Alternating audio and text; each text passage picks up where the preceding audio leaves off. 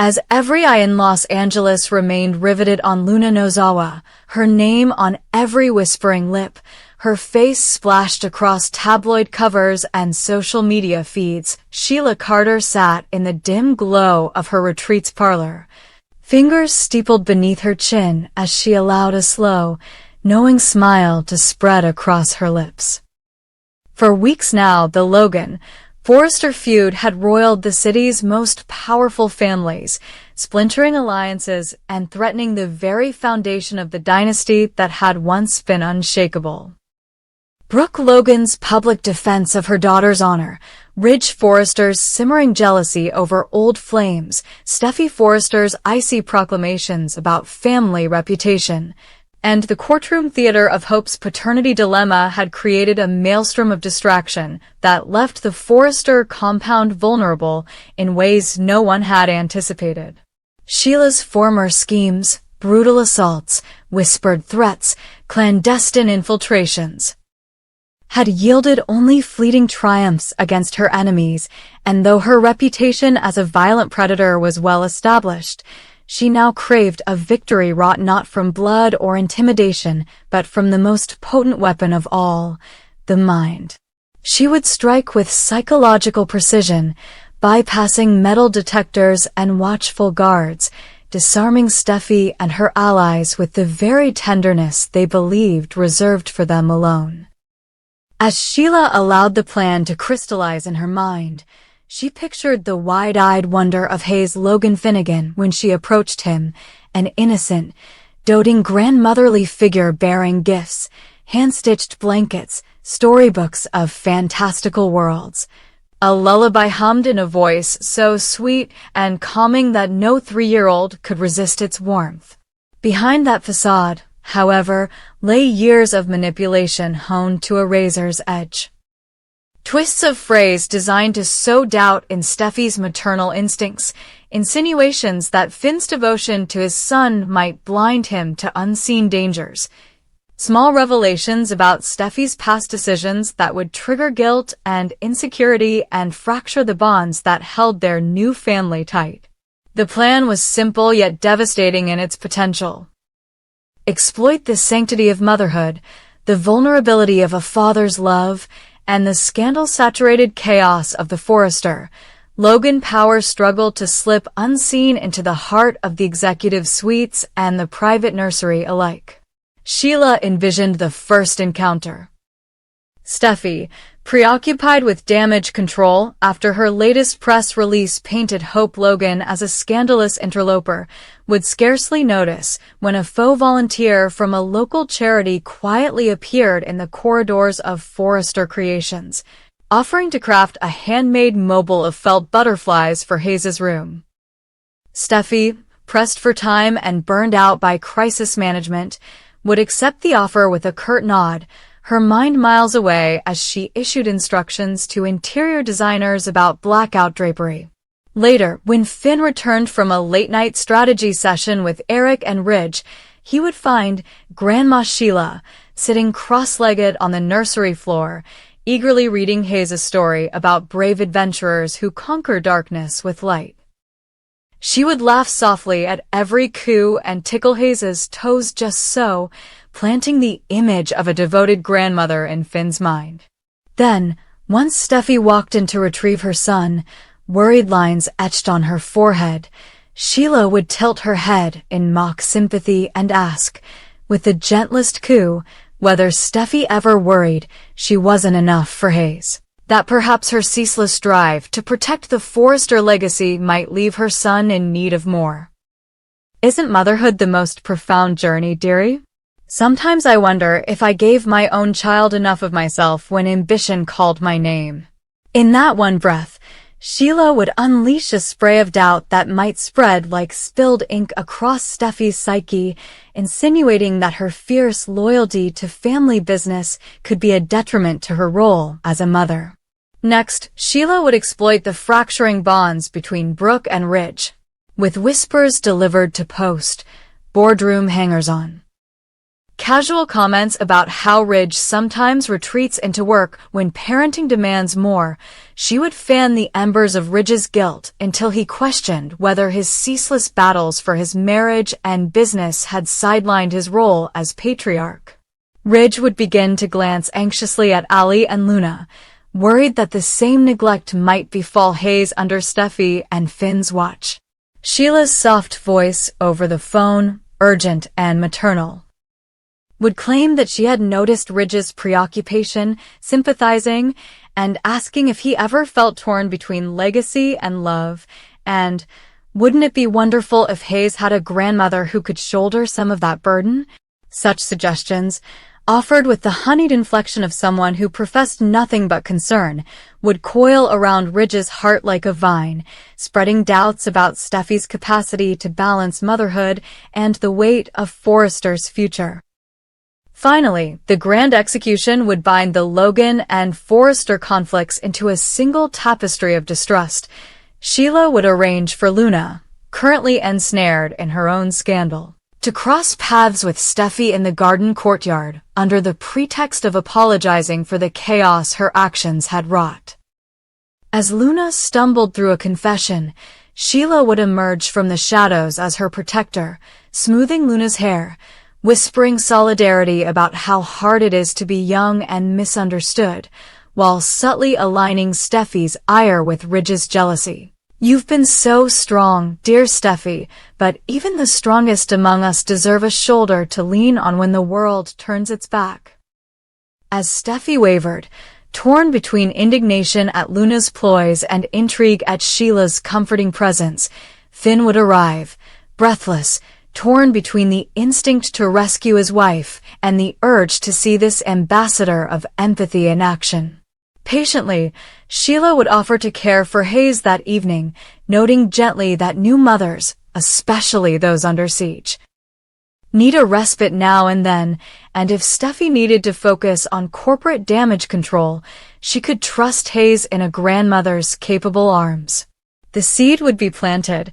Why not let Sheila stay in the ritzy guest suite on the Forrester estate, just until the Logan scandal quieted down and everything settled? Who could fault her for wanting to support her grandchild in a time of family crisis? Once Sheila secured her place within Finn and Steffy's domestic sphere, the true campaign would begin. Under the guise of helping with baby's bedtime routine, she would deliver pointed anecdotes about mothers who sacrifice too much for career and coldly remind Steffy that Hayes's first word might come from the lips of a grandmother who stayed by his side, rather than a busy CEO. To Finn, she would express concern that his devotion to Forrester creations might leave Hayes feeling abandoned, praising Finn's new role as a father while subtly undermining Steffy's authority. "It must be so hard for you, darling, watching your son cry for you when your wife is off saving the brand. I'd hate for him to grow up feeling neglected." Through these carefully calibrated conversations, Steffy's confidence would waver, Finn's trust in his wife's priorities would erode, and the sanctuary of their home would become a minefield of doubt sown by a grandmother's ironically sweet counsel. All the while, Luna's plight, her potential imprisonment for conspiracy against Steffy, would remain a convenient distraction. As Steffy's legal team and Brooke's PR army battled headlines and courtroom hearings, Sheila's insidious infiltration of Finn's household would go unnoticed until her influence had taken root too deeply to uproot. By the time Steffy realized that the woman she welcomed as family was in fact the architect of a psychological siege, the divisions would be so profound that no apology or revelation could fully heal them. Finn, torn between the mother of his child and the woman he once vowed to protect, would find himself questioning every decision, every late-night meeting, every whispered reassurance, wondering if he truly knew his own grandmother.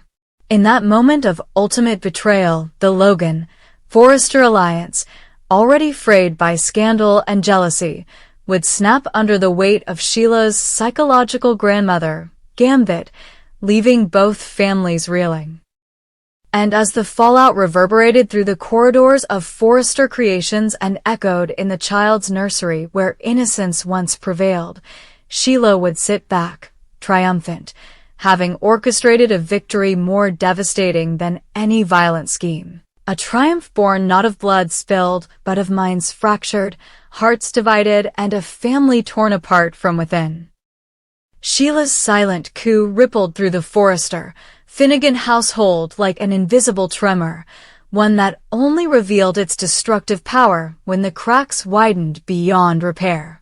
In the days that followed her welcomed arrival, the once bright nursery took on an air of tension, the gentle lullabies and playful coos overshadowed by hushed asides and furtive glances. Sheila, with her grandmotherly warmth, orchestrated dinners where she lavished praise on Finn's devotion while casually noting Steffy's late returns from the design studio, each compliment a poison lash that left Steffy trembling with guilt.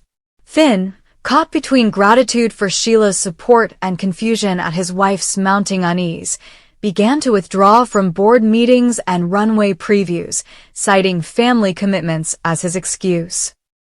But in truth, he lingered over late-night calls to Sheila, seeking reassurance that he wasn't failing his son.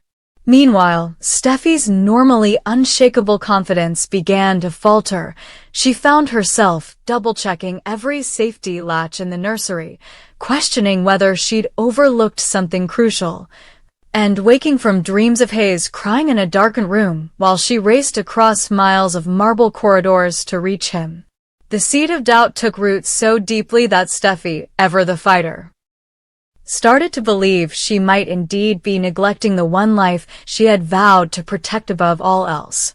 All the while, news of Luna's trial pressed in from the periphery, her legal team scrambling to suppress leaks of evidence, Brooke's PR brigade accusing Steffy of political gamesmanship, Ridge torn between defending his daughter's moral right to seek the truth and protecting his brother-in-law's family reputation.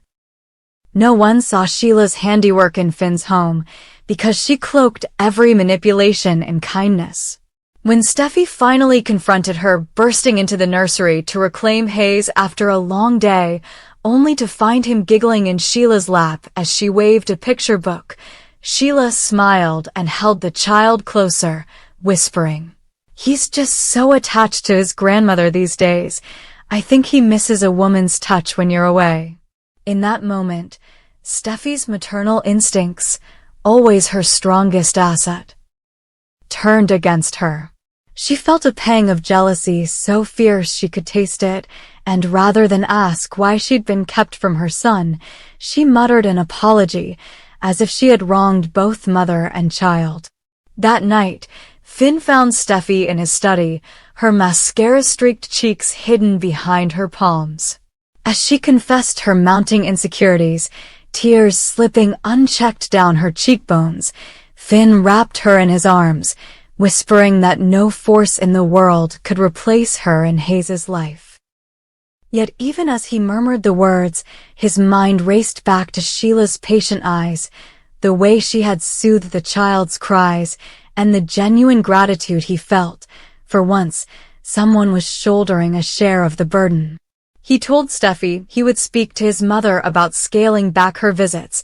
Steffy's relief in that promise was immediate and profound, but in the recesses of his heart, Finn braced himself for the storm he knew would erupt when Sheila's exclusion became reality. When Finn broke the news to Sheila the next afternoon, he found her arranging tiny handmade slippers in a basket by the changing table. She looked up, her face the epitome of sweetness, and nodded slowly. "Of course, darling," she murmured. "You must do what's best for your little family." He felt a twinge of guilt at the lie on his tongue. She had never asked for anything more than to help, but he steeled himself, citing Steffy's stress levels and the need for professional boundaries. Sheila's lips curved into a serene smile, but her eyes narrowed just enough that, for the first time, Finn sensed a flicker of steel behind her softness.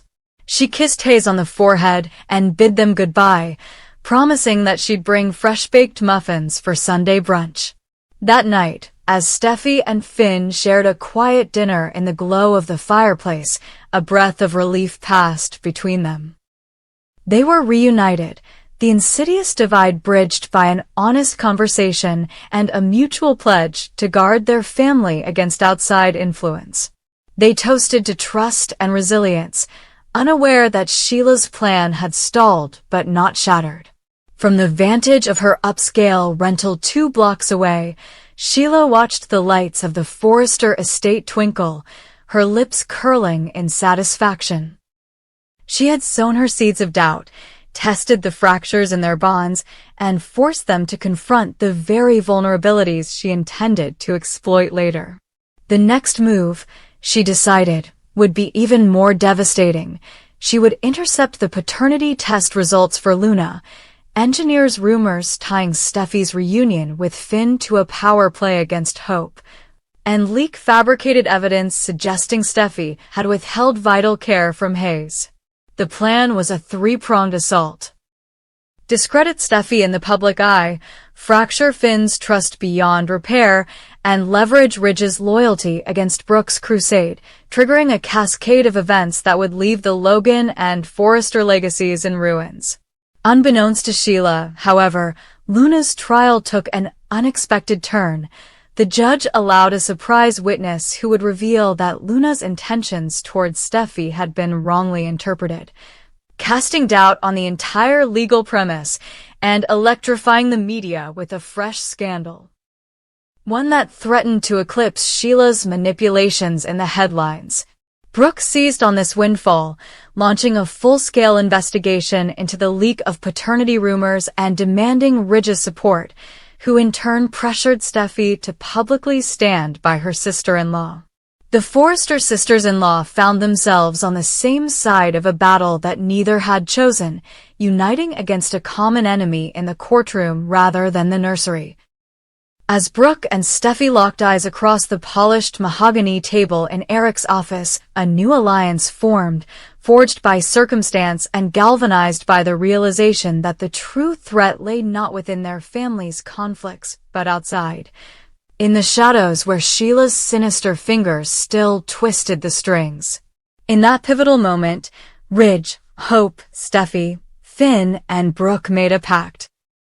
To expose the source of the manipulation, to reclaim their narrative, and to protect Luna and Hayes from the cataclysmic wreckage that Sheila's schemes would unleash.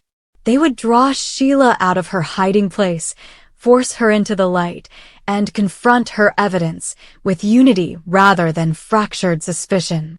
The war that had begun as a silent psychological siege was about to become an all-out battle for truth and redemption. Sheila's most sophisticated plan was unraveling even as she prepared to strike its killer blow, and when she emerged from the shadows, she would find not a divided household, but a fortress of family, determined to defend itself at any cost. The stage was set for a showdown that would redefine loyalty, justice, and the unbreakable bonds of love, and when the dust settled, only one side would stand victorious in the ruin of the other's ambition. The next chapter, written in headlines and whispered confessions, would decide whether Sheila Carter's mind games would triumph over the very familial ties she had underestimated, or whether the Forrester-Finnegan clan could emerge stronger from the crucible of her vengeance.